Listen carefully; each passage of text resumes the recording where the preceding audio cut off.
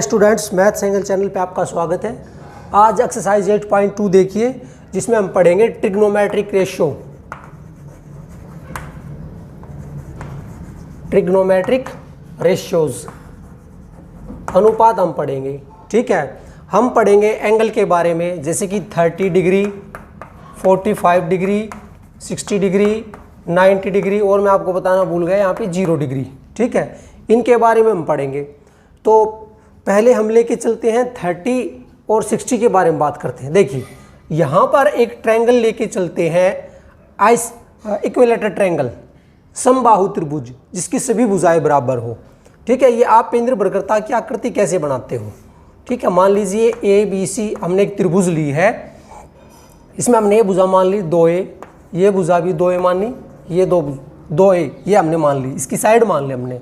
मतलब त्रिभुज ABC में हम क्या कहते हैं कि ए बी बराबर है BC बराबर में है CA इक्वल टू 2A, ऐसा हमने मान लिया। अब उसके बाद में देखिए, इक्विलेटरल ट्रायंगल है, समबाहु त्रिभुज, इसका अर्थ ये है कि इसके सभी कोण जो है 60 डिग्री के हैं। आपको पता होगा कि समबाहु त्रिभुज के सभी कोण 60 डिग्री के होते हैं। Every angle of in A equilateral triangle is also of 60 degree. तो देखिए, उसके बाद में हम क्या करते हैं, यहाँ पे एक परपेंडिकुलर ड्रॉ करते हैं D। यहाँ पे मैंने AD परपेंडिकुलर ड्रॉ किया, ठीक है, BC के ऊपर। तो उसके बाद में देखिए, जो BD की लेंथ है वो कितनी हो जाएगी। BD तो आपको पता होगा, इक्विलेटरल ट्रायंगल में जब भी हम परपेंडिकुलर ड्रॉ करते हैं तो सामने वाली साइड को 2 इक्वल पार्ट्स में डिवाइड करता है, मतलब AD इसका मीडियन बन जाता है। तो BD की लेंथ हो जाएगी 2A/2 मीन्स A हो गया यहाँ पर, ये A हो गया। अब देखिए, इन ट्रायंगल ABD, स्टूडेंट थोड़ा सा ध्यान दीजिए, ABD त्रिभुज लेके चल रहा हूँ मैं यहाँ पर। ठीक है, पाइथागोरस लगाता हूँ, क्योंकि यहाँ पर 90 डिग्री का हमने एंगल ये ड्रॉ किया था, क्योंकि 90 डिग्री का यहाँ पर मैंने परपेंडिकुलर ड्रॉ कर लिया, तो 90 डिग्री हो गया। तो अब देखिए, यहाँ पर मैं लिखता हूँ बाय पाइथागोरस। पाइथागोरस थ्योरम से हम क्या कह सकते हैं, AB square equal to BD square plus AD square. देखिए स्टूडेंट, AB की वैल्यू है 2A, BD है A, और AD हम निकाल रहे हैं AD की, ये हो गया 4A square equal to A square plus में AD स्क्वायर। तो AD की लेंथ कितनी हो जाएगी, आप अच्छे से देखिए, 4A स्क्वायर में से स्क्वायर सब्ट्रैक्ट किया तो 3A स्क्वायर, मीन्स AD क्या मिलता है आपको, AD मिलता है √3A। आप देख सकते हैं, मैंने ये वैल्यू निकाल दी है। एक बार कंसेप्ट को दोबारा से देख सकते हैं। हम एक इक्विलेटरल ट्रायंगल लेके चलते हैं, जिसमें हमने BD परपेंडिकुलर ड्रॉ किया। उसके बाद में मैंने AD की लेंथ निकाली है, AD की लेंथ ये होगी, बाकी से भी साइड जो दी उसकी लेंथ 2A है। आप एक बार यहाँ तक देखिए, उसके बाद में नेक्स्ट बढ़ते हैं हम। तो देखिए, ट्रायंगल की सारी साइड हमें पता है, AD मैंने निकाल दिया, AD की वैल्यू है √3A। तो पहले हम निकालते 30 डिग्री के बारे में बात करते हैं। 30 डिग्री के लिए देखिए, ट्रायंगल लेके चलता हूँ, इन ट्रायंगल यहाँ पर हो जाएगा 30 डिग्री का। देखिए कैसे, ये 60 डिग्री का। मैं आपको बताना चाहूँगा, मैंने जो त्रिभुज ABC ली है वो इक्विलेटरल ट्रायंगल ली है, जिसका प्रत्येक कोण 60 डिग्री का था। तो सिंपल सी बात, ये 90 का है, ये 60 का है, तो ये कितने का बचेगा, ये 30 का बचेगा। आपके मन में डाउट नहीं रहना चाहिए, क्योंकि त्रिभुज के सभी कोणों का जोड़ 180 डिग्री होता है। तो ये बात आपको समझ में आनी चाहिए। 90 का हमने परपेंडिकुलर ड्रॉ से किया था, ये 60 का ऑलरेडी था, तो ये 30 का रह गया। वैसे भी जो एंगल बाइसेक्टर मिलता है तो 30 का ही रहता है। तो अब देखिए, ट्रायंगल लेके चलते हैं हम ABD। मैं 30 डिग्री के एंगल की बात कर रहा हूँ, तो मेरा ये बेस होगा, प्लीज़ आप अच्छे समझिए, बेस और ये परपेंडिकुलर, हाइपोटेन्यूज सेम रहेगा। तो साइन की बात करते हैं। देखिए, साइन 30 डिग्री क्या होगा, यहाँ पर ये बेस है, ये परपेंडिकुलर, और ये हो गया हमारा हाइपोटेन्यूज।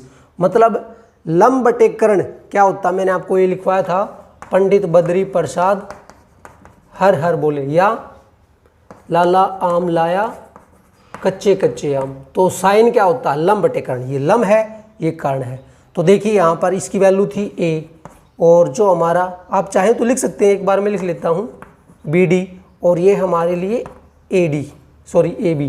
तो इसकी वैल्यू थी यहाँ पर A/2A। आप देख सकते हैं, तो A से कैंसिल, मतलब 1/2 हो गया। प्लीज़ आप अच्छे से समझिए, साइन 30 की वैल्यू 1/2 हुई, क्यों हुई, इसके लिए मैंने रीज़न बताया। सेम आप कोस को निकाल सकते हैं, कोस 30 को देखिए यहाँ पर अच्छे से, ये बेस है हमारा, ठीक है, सॉरी बेस ही है, मैं गलत बोल गया, AD मेरा बेस है, ये परपेंडिकुलर है।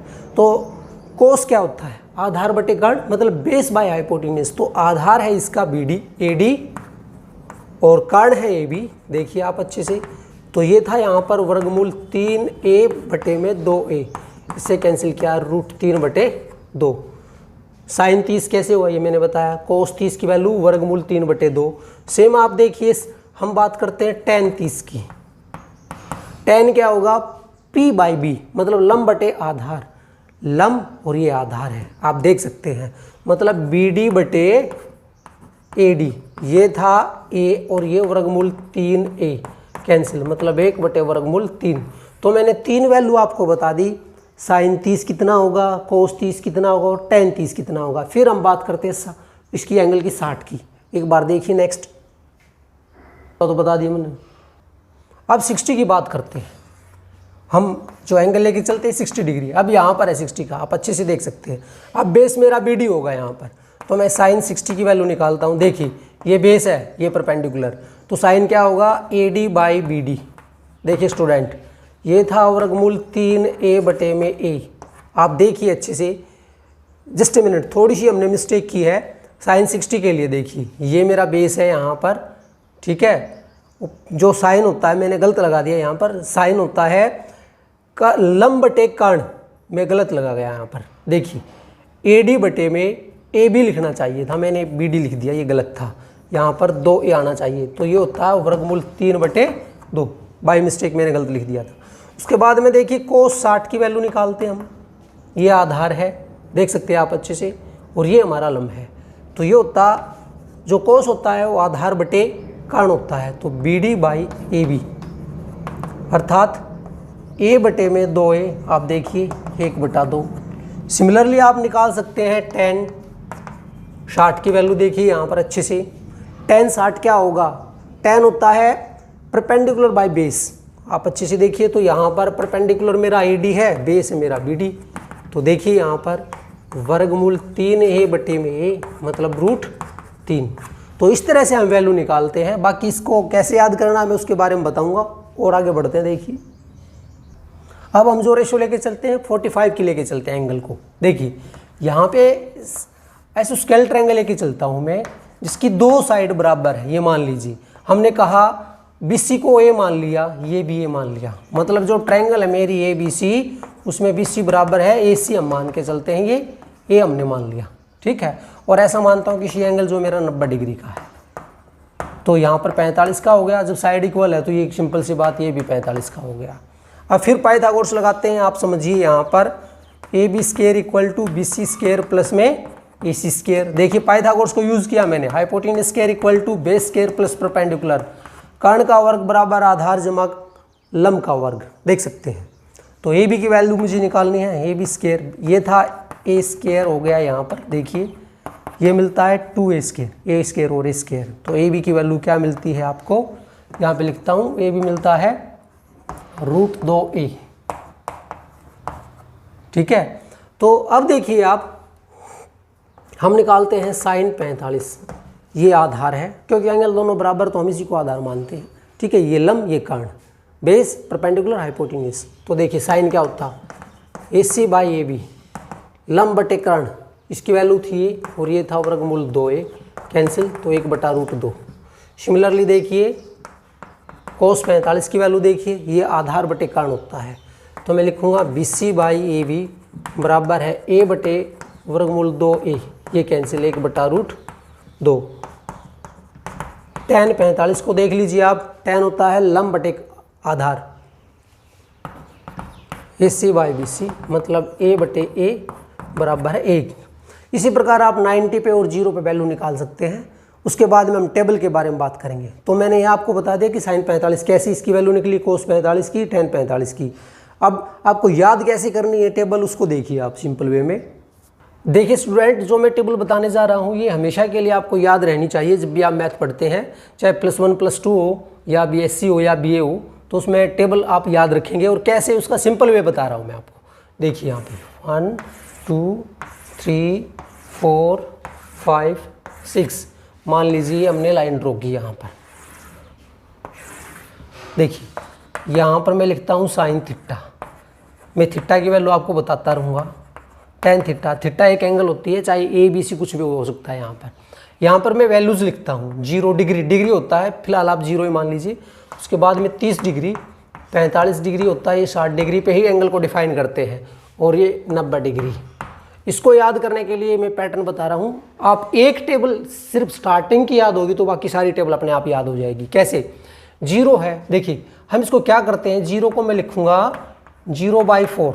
स्टूडेंट अच्छे से समझिए, 0 को हम किसी भी नंबर से डिवाइड करते हैं तो आपको रिजल्ट क्या मिलता है? 0 मिलता है, हमेशा याद रखिए। अब देखिए इसके आगे पार्ट हम बढ़ा रहे हैं। 30 था, इसके लिए यहाँ पे लिखिए 0 था, 0 के बाद में 1 आता है, 1/4। समझिए बात को, 1/√4 लिखा मैंने, सॉरी थोड़ा सा गलत बोल दिया, √1/4। तो 1 का जो स्क्वायर रूट निकालते हैं 1, और जो 4 है 4 का हो गया √2। उसके बाद में देखिए √2/4, 2 से 4 को कैंसिल किया तो 1/√2 बचता है। स्टूडेंट आप अच्छे से देख सकते हैं, नहीं समझ में आता तो देखिए, जैसे ये था √2/4, इसको काटा हमने 1/2, वर्गमूल में था तो इसको लिखेंगे 1/√2, ये लिखा। अब जैसे इसको लिखूंगा मैं वर्गमूल 3/4, वर्गमूल 3 को तो एज इट इज लिखा, 4 का वर्गमूल हो गया 2, और यहाँ पर लिखेंगे 4/4, 4 से 4 को कैंसिल किया तो 1। ये टेबल यदि आपने याद कर ली, नहीं समझ में आया दोबारा देखिए, 0 के लिए 0/4, 0 इसका मतलब 0 ही रहेगा। 1 जो वर्गमूल 4 था इसको मैंने लिखा 1/2, ठीक है। अब इस 2 से इसको कैंसिल कर सकते थे तो 1/√2। 3 को जो का तो 4 का वर्गमूल 2, 4 से 4 को कैंसिल किया 1। यदि ये पहले वाली टेबल आपने याद कर ली, सिर्फ केवल ये बात, मैं गारंटी के साथ कहता हूँ बाकी टेबल अपने आप याद हो जाएगी। कैसे? इसको पीछे से लिखना शुरू कीजिए, रिवर्स करके, बैक साइड से, यहाँ से 1, इसके बाद में इसकी टर्न √3/2, फिर इसकी टर्न आप देखिए आप अच्छे से, उसके बाद 1/2 और ये 0। दोबारा देखिए, पहले सबसे पहले 1 को लिखा, फिर √3/2 को लिखा, पीछे से लिखता आ रहा हूँ मैं यहाँ पर देखिए आप, कोस की वैल्यू होगी। मैंने स्टूडेंट आपको बताया था जो tan थीटा होता है वो होता हमारा sin θ/cos θ। तो 0/1, देखिए बहुत सारे बच्चों को नहीं पता 0/1 क्या होता है, मैं आपको बता रहा हूँ 0/1 का मतलब 0 ही होता है, हमेशा याद रखिए, ठीक है। अब आप इसको इसके बटे में लिखिए, sin θ/cos θ था, 1/2 था, और इसके बटे में √3/2 और लिख दिया, 2 से 2 कैंसिल, मतलब 1/√3 हो गया, देख सकते हैं। इसके बटे में ये लिखोगे, सारा एक जैसा कैंसिल हो गया, 1 हो गया। अब देखिए अगले को √3/2 को हम इससे डिवाइड कर रहे हैं 1/2 से, 2 को 2 से कैंसिल किया तो ये हो गया √3। जिसके बटे में कुछ नहीं होता ना, वहाँ पर 1 मान सकते हैं, क्योंकि देखिए 3/1 का मतलब क्या होता है? 3 होता है। अब देखिए 1/0, ये बड़ा इंपॉर्टेंट कंसेप्ट है कि 1/0 जो होता है इसको लिखते हैं नॉट डिफाइंड, इसको हिंदी में बोलते हैं अपरिभाषित। वैसे तो इन्फिनिटी बोलते हैं हम इसको, बट यहां पर आप याद रखिए इसको कहेंगे नॉट डिफाइंड, अपरिभाषित। डिनोमिनेटर में 0 आते ही नॉट डिफाइन हो जाएगा। मैंने क्या बताया, अच्छे से सीखिए। 0/1 चाहे 0/100 होता, 0/100 होता तो भी 0 ही होता है हमारा, समझिए आप इस बात को। मैंने कहा 0/1000 होता तो भी 0 होता, बट 10 यदि हमने 0 लिख दिया तो इसको नॉट डिफाइन कहेंगे।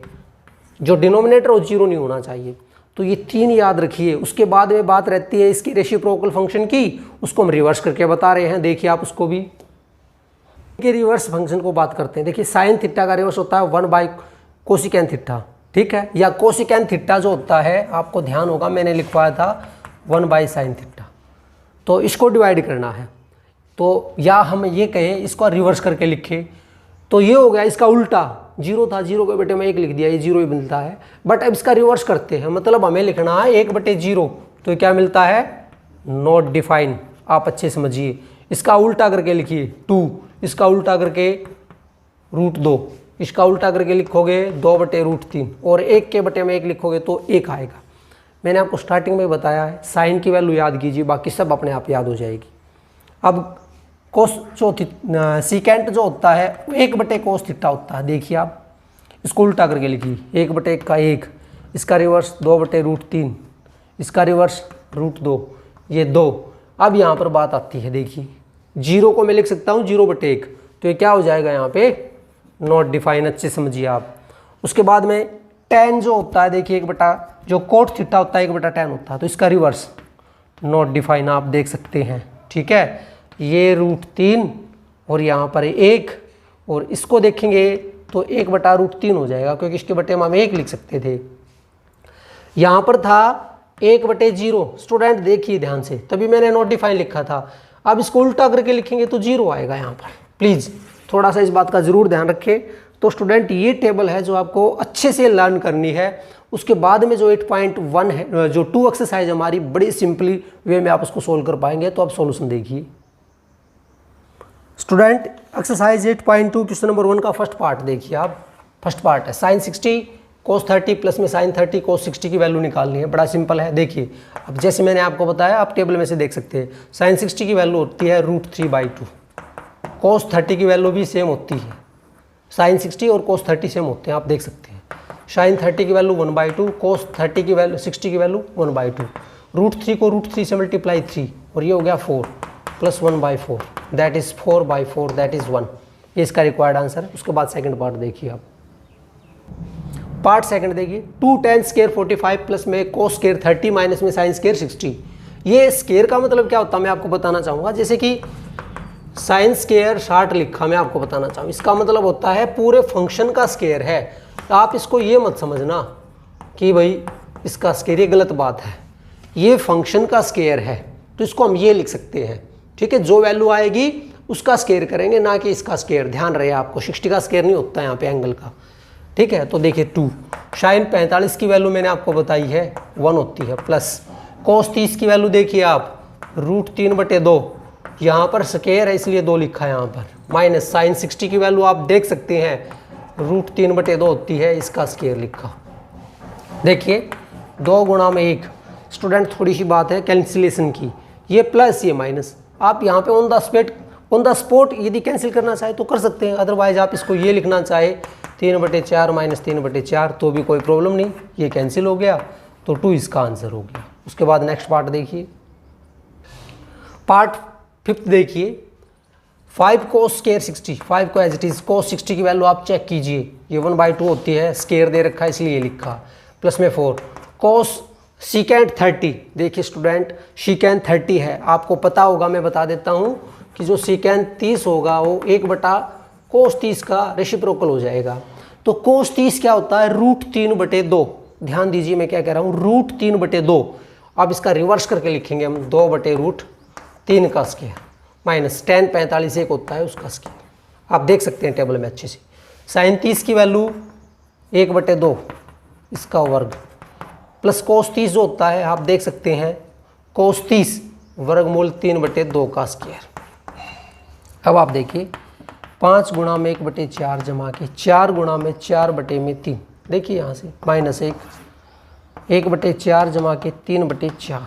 देखिए आप नेक्स्ट में यहाँ पे लिख रहा हूँ, ये हो गया 5/4 जमा के 16/3 माइनस 1। यहाँ पर एलसीएम लीजिए, ये हो गया 1 जमा 3/4, ये कैंसिल हो गया डिनोमिनेटर। अब एलसीएम लेके चल रहे हैं स्टूडेंट, ध्यान दीजिए 4 3 12 एलसीएम होता है इसका, तो 3 से 15, 16 चौके 64 माइनस के 15, सॉरी 12, थोड़ी गलती की मैंने यहाँ पर, देख सकते हैं आप।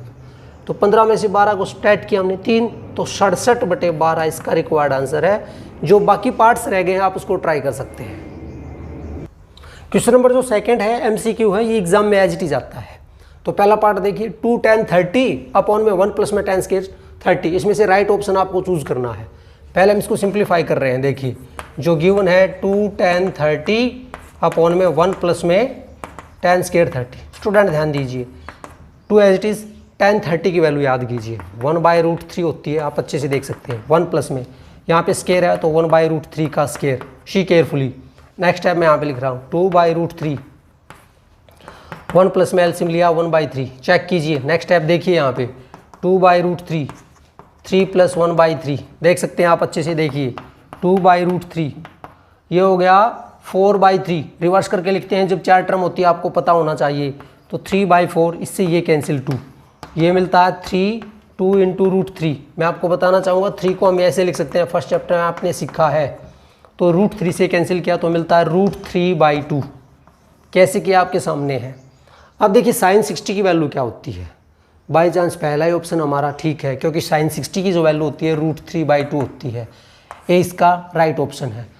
cos 60 जो होता है, आप देखिए ध्यान से, ये 1/2 होता है, ये नहीं हो सकता। tan 60 की वैल्यू जो होती है √3 होती है, और sin 30 जो होता है 1/2 होता है। तो जो क्वेश्चन था उसके अकॉर्डिंग राइट ऑप्शन हमारा ए है। मैंने आपको विद लॉजिक बता दिया है। पार्ट सेकंड देखते हैं। 1 माइनस में tan स्क्वायर 45, आपको ध्यान हो 1 माइनस में tan 45 की वैल्यू 1 होती है। अच्छे से देखिए, 1 प्लस में 1 का स्क्वायर, 1 में से 1 गया ऊपर, देखिए 0, नीचे बटे 2, तो 0/2 क्या होता है 0। अब आप इसमें देखिए tan 90 क्या होता है, नॉट डिफाइन। 1 भी पॉसिबल नहीं। sin 45 की वैल्यू 1/√2 मीन्स डी इसका राइट ऑप्शन है। तो ये हमारे दो पहले पार्ट हैं। देखिए पार्ट थर्ड देखिए, sin 2a = 2 sin a, हमें a की वैल्यू निकालनी है। स्टूडेंट हम इसको ऐसा है एक्चुअली ऑप्शन से ही करेंगे, डायरेक्ट मैं आपको नहीं बता पाऊंगा। डायरेक्ट बताया तो 11th क्लास का कंसेप्ट बन जाएगा। तो अब आप देखिए, जैसे कि लेफ्ट हैंड साइड देखिए, sin 2a है, यहाँ पे एंगल की पहला ऑप्शन लेके चलता हूँ मैं, sin 2 × 0 मतलब sin 0, 0 पे 0 होता है। और राइट हैंड साइड देखिए 2 × sin 0, 2 × 0 मतलब 0। इसके अकॉर्डिंग तो राइट ऑप्शन मेरा ए हो गया। अब बी की बात करते, देखिए left hand side sin 2a, ए की जगह पे मैं 30 पुट कर रहा हूँ। देखिए sin 2 × 30 डिग्री, तो मतलब साइन हो गया 60 डिग्री। तो sin 60 का मतलब कितना होता, वर्गमूल 3/2।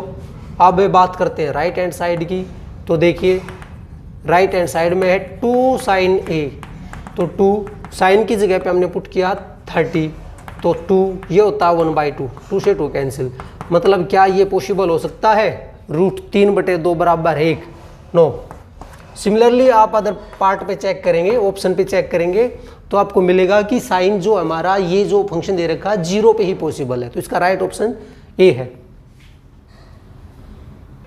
क्वेश्चन नंबर 3 देखिए, हमने क्वेश्चन नंबर जो 2 है उसका फोर्थ पार्ट आपके लिए छोड़ दिया, ट्राई कीजिए अपने आप से। क्वेश्चन नंबर 3 देखिए, यहाँ पर हमें ए और बी की वैल्यू निकालनी। इसके अलावा ये ध्यान रहे कि दोनों जो है हमारे एक्यूट एंगल है, दोनों का सम जो है <= 90 है, और a > b क्वेश्चन में गिवन है। सिंपल क्वेश्चन है। देखिए tan, इस तरह के क्वेश्चन आपको अच्छे से आने चाहिए। tan जो दे रखा है यहाँ पे √3 दे रखा है। आप ध्यान दीजिए कि tan √3 किस पे होता है, 60 पे। यहाँ से अब हम एंगल को ये लिखेंगे, a + b = 60 डिग्री। मैंने इसकी जगह पे ये लिखा है, ये फर्स्ट इक्वेशन बन गई। सेम यहाँ पर देखिए tan a - b = ये tan की वैल्यू होती है 30 पे, आप चेक कर सकते हैं टेबल में। यहाँ से मिलता है a - b = 30, ये सेकंड इक्वेशन, ये फर्स्ट थी। अब हम ऐसा करते हैं सॉल्विंग 1 और 2। ये फर्स्ट हमने लिखी, सेकंड को मैंने ये लिख दिया, दोनों को ऐड किया। 2a = 90, a की वैल्यू देखिए आप 90/2 that is equal to 45। a को मैं पुट कर रहा हूँ फर्स्ट में, यहाँ पर देखिए पुट इन 1, तो 45 + b बराबर में है 60, तो b की वैल्यू देखिए 60 - 45 बराबर है 15 डिग्री। इस तरह से आप कर सकते हैं। 3 मार्क्स क्वेश्चन है हमारा। क्वेश्चन नंबर 4 देखिए, state whether the following are true और फॉल्स। आपको बताना है कि ट्रू है कि फॉल्स, जस्टिफाई योर आंसर। पहला पार्ट देखिए, sin a + b = sin a + sin b। ये स्टूडेंट एक्चुअली मैं बता देता हूँ आपको, ये एक्चुअली 11th क्लास में आप पढ़ोगे तो फॉर्मूला ये बनेगा, sin a cos b plus में cos a sin b। ये हायर स्टडी में आप पढ़ोगे तो ये आपको पता चलेगा। अब यहाँ पर हम कैसे चेक करेंगे कि राइट है कि रॉन्ग है। आप अपनी मर्जी से 2 एंगल ले लीजिए जो आपको ठीक लगे। ठीक है, मान लीजिए मैं 30 और 45 लेके चलता हूँ। ए की जगह पे मैं 30 पुट करता हूँ और बी की जगह पे पुट करता हूँ 45। देखिए लेफ्ट हैंड साइड में साइन 30 + के 45 हो गया ये हमारा। वैसे यहाँ पर एंगल है जो इसकी पॉसिबल नहीं हो पाएगी। ठीक है, इसकी बजाय मैं 60 लेके चलता हूँ क्योंकि 90 पे पॉसिबल है, नहीं तो फिर डाउट आ जाएगा। ये हो गया sin 90। sin 90 पे वैल्यू कितनी होती है आप देख सकते हैं, 1 होता है। ठीक है, अब बात करते हैं राइट हैंड साइड की। पहले पार्ट में देखिए, sin a की जगह पे मैंने लिखा sin 30 प्लस में एक को यहाँ पे लिखा sin 60। इसकी वैल्यू 1/2 और ये √3/2, मतलब 1 जमा में √3/2 मिलता है। क्या ये इस 1 के बराबर है? आप चेक कीजिए। मैंने क्या किया, ए की जगह पे 30 लिया, बी की जगह पे 60 लिया, अपनी मर्जी से फिक्स करके चला हूँ मैं। मैंने राइट एंड पहले लेफ्ट में पुट किया, 30 और 60 90 हो गए, साइन 90 की वैल्यू 1। फिर राइट में साइन ए की जगह पे 30 लिखा, बी की जगह पे लिखा साइन 60 लिख दिया, इनकी वैल्यू कैलकुलेट की, मुझे ये आंसर मिलता है। तो लेफ्ट तो ये है और राइट ये है, क्या दोनों ट्रू है? नो। तो ये हमारा जो पहला ऑप्शन है ये फॉल्स है। आप देख सकते हैं मैंने जस्टिफाई किया इसको, ठीक है। दूसरा पार्ट देखिए, साइन थीटा। ये क्या कहता है? The value of the sine theta increases as theta increases. जैसे जैसे थीटा बढ़ता है वैसे वैसे साइन की वैल्यू बढ़ती है। चेक करते हैं, देखिए 0 पे लेके चलते हैं, थीटा हमारा 0 डिग्री है तो साइन 0 पे क्या मिलता है? 0। टेबल को भी देख सकते हैं, थीटा 30 था तो साइन 30 कितना होता है? 1/2, ठीक है, 0.5 आप देख सकते हैं, ठीक है। यदि हमने थीटा लिया यहाँ पे 45 तो साइन 45 कितना हो जाता है? 1/√2। √2 से मल्टीप्लाई और डिवाइड किया आपको समझाने के लिए, ये हो गया √2/2। 1.4 कुछ ऐसा आता है, इसको 2 से डिवाइड करेंगे तो 0.7। तो आप देखिए यहाँ पे जैसे जैसे थीटा बढ़ रहा है वैसे वैसे साइन बढ़ रहा है।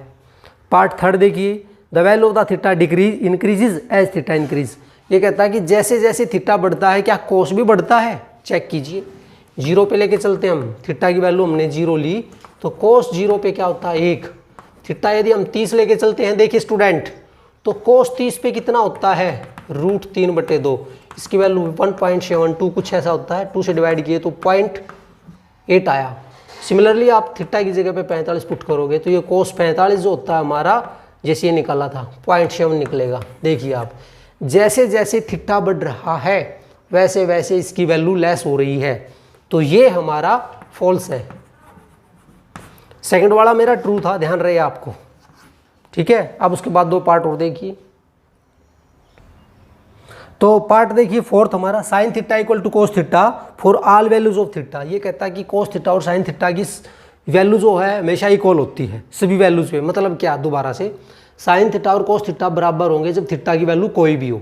तो हम चेक करते हैं, देखिए पहला पार्ट लेके चलते हैं, थीटा इक्वल टू 0 लिया तो लेफ्ट हैंड साइड देखिए साइन 0 पे 0 होता है, राइट में देखिए यहाँ पे कोस 0 पे 1 होता है, मतलब 0 क्या 1 के बराबर हुई? नो।